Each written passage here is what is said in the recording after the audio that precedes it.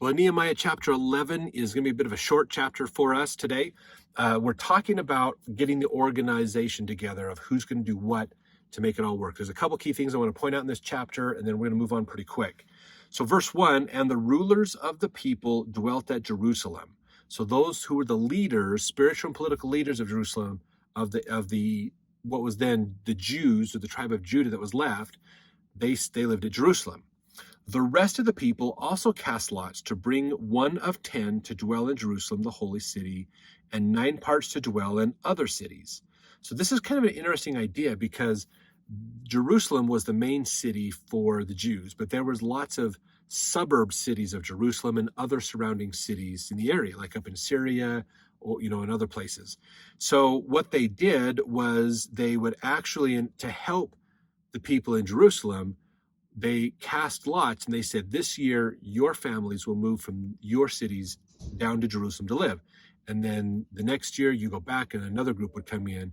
They basically, in an effort to tithe themselves to an extent, families would live in Jerusalem to help with Jerusalem and be a part of the city there.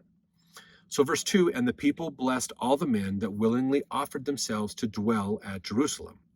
Now these are the chief of the province that dwelt in Jerusalem, but in the cities of Judah dwelt everyone in his possession in their cities, to wit, Israel the priests and the Levites and the Nethinims and the children of Solomon's servants. And at Jerusalem dwelt certain of the children of Judah and of the children of Benjamin. And now they're going to name of the children of Judah. Here's the different families that lived in Jerusalem, basically. And there were a lot of people here. Verse 7, it gets into the sons of Benjamin, the tribe of Benjamin, who are still around with Judah.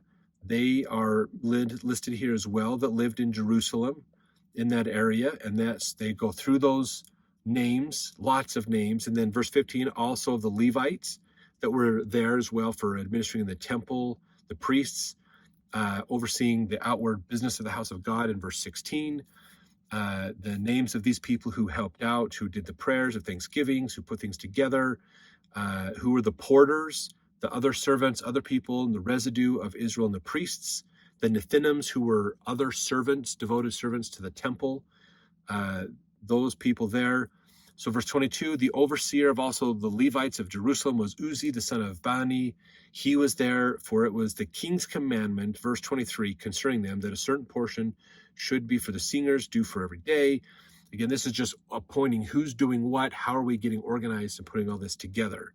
Then there was in verse 25, for the villages and with the fields, and some of the children of Judah dwelled at Kirjath Arba, in the villages thereof, and the other villages, and at these other locations and things as well. And that's what they're going through for the rest of this chapter.